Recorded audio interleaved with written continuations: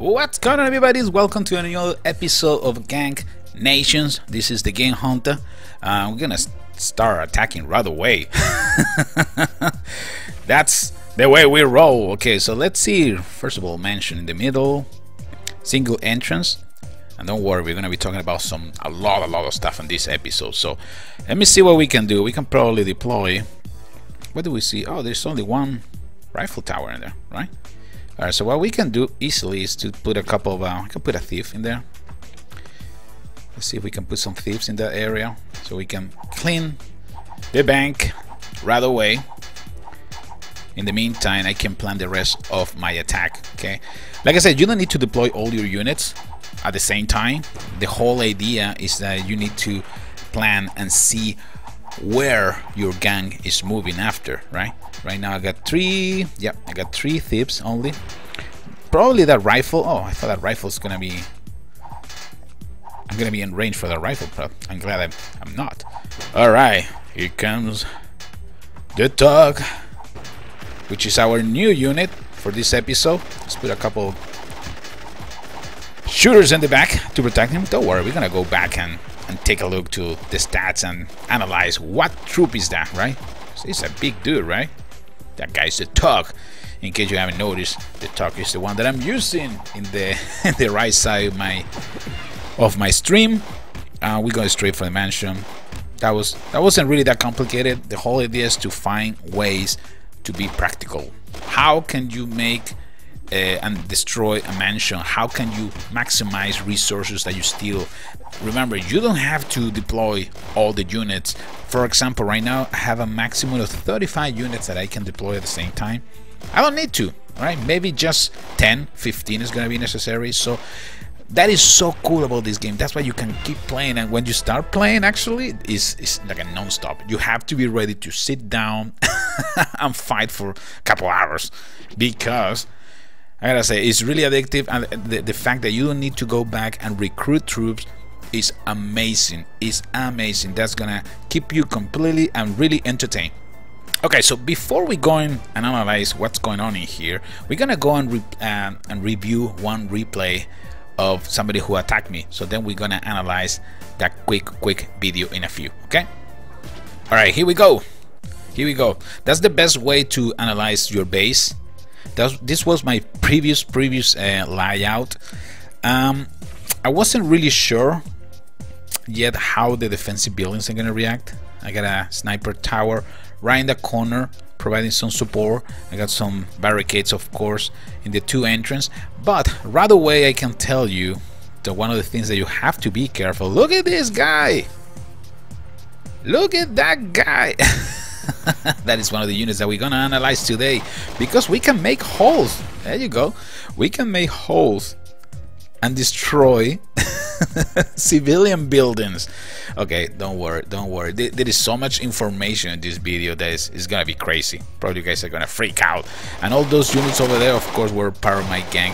The members of my gang lent me a couple of troops, and I was really lucky to survive this attack. And you know what? Whoa! Kaboom! Wow. Okay, the whole idea to this replay is to show you that you're not really 100% protected. Your mansion has to be surrounded by some defensive buildings, otherwise it's really easy to fail. I'm gonna show you in the next replay something else. Okay, hold on. All right, here we go. It's pretty much the same layout, okay? Blocking two areas of the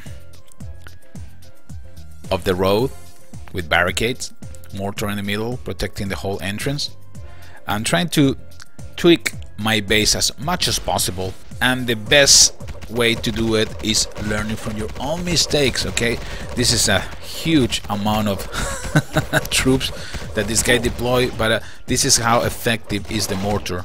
See, that's what I wanted to show you this replay, because how easy the mortar brought down all the enemy troops. They were more like it was like a 20 unit, more than 20 unit that this guy deployed to attack my base, and the mortar with only two.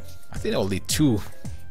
Yeah, I think it shot twice, and we destroyed those 22 units that were trying to attack our base.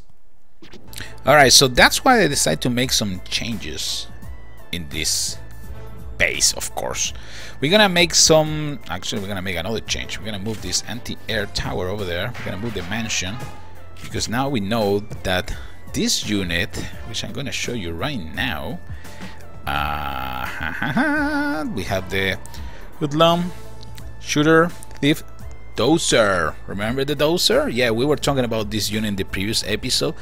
Look at this guy. This guy is a pro at cleaning a path through enemy territory. So the whole idea of, okay, these people can attack me only from the main road. No, that is a big mistake. I really thought it was like that at the beginning. And I thought, well, you know what, it's gonna be kind of difficult to attack bases, because people are just gonna make one road in the base. After that, it's gonna be really difficult to find the way to get in there, unless you got some high level troops, all right? But the Dozer, I thought, and again, I'm learning at the same time that with you guys. I thought that the Dozer was good against barricades. Okay, that's the mentality that I have, because in previous games, some other games that have been combat strategy games that I play, there's always a unit that is good against defensive buildings, and I thought that was the Dozer. But now I understand that the Dozer actually can make a hole in an enemy base using that big bulldozer that you see in the background. That's why he's using how much? A lot of housing space. 12. I was wondering why this guy is so expensive, why this guy is so slow, why this guy is using so many spots in my housing. It's because of that. Okay, that's why I wanted to show you that replay, because that was the first time I saw the Dozer in action. I was like, oh my god, what's going on in here? I really need to redesign my base, because otherwise it's gonna be really easy for somebody to use a Dozer from the back of my neighborhood and just make a hole in there, have a couple of shooters, and that will do it, right? So I'm really glad that I was able to figure out that unit and learn. Sometimes we learn the hard way. I was really lucky that I learned just watching a replay. Wasn't a really bad way. And the other unit that we have is the Tug. The Tug, that's the unit that I just deployed. Damage per second 16, recruit cost 700 juice. That's a lot of hit points. And the good thing is the favorite target is defense. Okay, this guy's gonna go against defensive buildings. That is good, because, well, number one, it's really strong. It's a little bit slow, but it's gonna target defense, hit points, and the damage is the main attribute of the Tug. When life is as simple as hit, pause, beat, move along. I got a level 1 right now. Really cool unit. You're gonna see that one. Probably somebody's gonna visit your neighborhood with some Tugs really soon. So I hope you're ready. Another thing that I love about the game, that once that you unlock a unit, you can see those units walking around the neighborhood. Okay, in my case, I'm gonna call El Barrio, okay, because I speak Spanish. I'm from Chile. So instead of calling neighborhood or hood, I will call it El Barrio, okay? So I have some thieves running around. I got some hoodlums also, some Tugs, some shooters, and some Dozer. Nice, now we know the Dozer. So now it's time for us to find another way to defend our base, okay? So what I did, I decided to create a single entrance, okay? Because it's still, my level is still really low. So I can probably... most of the people who are going to attack me now are going to be probably using the main road instead of the Dozer. Well, now that I saw somebody attacking with the Dozer, maybe I should redesign this. I was really happy with this design. I guess I gotta change it. Yeah, because my mansion is right at the back. See? And that was a problem in the past. I used to have the mansion like over here at the end of the road, something like that. Nope, not anymore. Now you can see that easily somebody can flank you, Dozer, and then they're in access to your mansion in 2 seconds. Another thing that is important, try to get into a gang as soon as possible, because that can provide you units to defend your neighborhood, your barrio. And in this case, I'm part of the Immortals. Really cool group. I always receive reinforcement, so kudos for them. That's why I decided to use a couple seconds in this video to give a big shout out to the Immortals gang. Okay, so what else do we have? We got sniper towers. I got 2 sniper towers. My mansion level, I think, is level 4. Yes. So I'm trying to move to level 5 right now. I've been upgrading the rifle towers. Trying to upgrade also the barricades. I got access to a landmine, which is similar to the proximity bomb, but the landmine, I think it is more damage, right? 600 damage. Wow. Okay, and the proximity bomb, 17. Yeah, there is a big difference. There is a substantial difference when between the landmine and the proximity bombs. That's why you have 2. I have 2 proximity bombs. I have only 1 landmine. I can really have more for now, which is good. I don't like when they abuse mines and stuff like that to defend your base. I like to find a way to deal with turrets. Sometimes it's really hard when you need to deal with also explosive. Okay, so what I did, I created like a single entrance. Okay, the whole idea of this base layout, and again, this is my personal opinion. This is stuff that I learned from other games. So if you have a better idea, please post in the commentary section. I'm really open to hear from people who have been playing this game for a long time. Okay, but I decide, okay, and this is what I think is gonna happen. So if somebody attacked me from the front entrance, I got the mortar in the middle protecting all that area, the whole block. You notice that? So anybody that is walking around that square is going to receive some damage from the mortar. Okay, that is number 1. Number 2, once that they destroy this barricade, troops are going to get probably they're going to split forces. That's why I opened the road in 2 places. You can go against this barricade, you can go against this other barricade. And what is the point? What happened? Well, they're gonna have to get attacked by different turrets, and the whole idea is to divide. Okay, divide to conquer. That's really classic terminology, and I know probably it's not the same concept in this game of what I'm trying to show you, but if you divide your enemy, chances for you to be successful and have a good defense are really high. Okay, so that's why I decided to split the row over there, so we have some people can come this way. I'm gonna need to fight this sniper tower. If they come from the other way, there is a proximity bomb, and also have another rifle tower over there. And in the meantime, I have a sniper tower right in the back. Those guys, the snipers, looks exactly like that character. I don't remember the name, I'm sorry, from the game Hitman, which is pretty cool. All right, I'm getting way too excited. One more time. All right, so I really need to find a way to protect the mansion. The only thing that I have close is the anti-air tower. The anti-air tower, of course, only attack airborne enemies. So I haven't seen any airborne enemies so far. I don't want to see anyone anytime soon. But I believe that anti-air tower will be good to be placed close to the mansion and the mortar, probably, right? I think it's a good idea because the mortar is really vulnerable. I don't know. Like I said, we're gonna reorganize the base in future episodes. Like I said, we're gonna analyze different layouts. We're gonna if you go to my Facebook page, TheGameHuntah.gaming, just post the layout, post your favorite layout, and we can analyze it together. I can probably use it for a couple days. We put it to the test, see how it works, and then, well, we all learn together, right? But at this point, that's why I decided to build this neighborhood like this, my barrio. And I know I'm leaving a lot of resources building in the outside. The only reason is because I wanna motivate, I wanna give the opportunity for the enemy to make a mistake. Okay, depending on the area where he deployed the unit, maybe some units, instead of taking the main road and attack the barricade, maybe they want to decide to go for the local businesses or the factory use. So there is a big chance that they can make a mistake and units are gonna get split. Splitted armies is the best. Okay, that's the best way to do it. So you need to try to confuse your enemy. That's what I'm trying to, for example, leaving buildings in corners like this. It's probably a good idea. Some troops are gonna probably attack this one, and then they're gonna try to go for this instead of taking the main road, right? Psychology. Psychology, guys. All right, so far he's doing okay. Like I said, I'm gonna continue upgrading. In the next episode, we're gonna do a lot of more stuff, probably attacks. But of course, let's go and attack somebody, of course. All right, so we can probably go.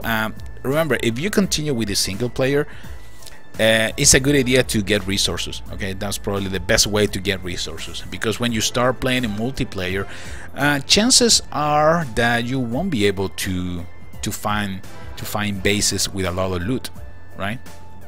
Remember, the game is new, at least for the US, so a lot of people are using all their resources to build. So chances are that if we start looking for opponent, probably we're just gonna find opponent with not that much loot. In any case, we're gonna give it a shot. All right, let's see. Let's see if we can find an opponent. All right, you see, this is an interesting base. Mortar in there, which is a problem.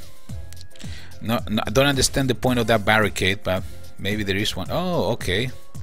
This gentleman decided to expand and have some extra local businesses and juice factories outside the area. Okay, it happens. We're gonna attack, of course. That doesn't matter, that's part of the game. I'm wondering what could be a good way to attack this base.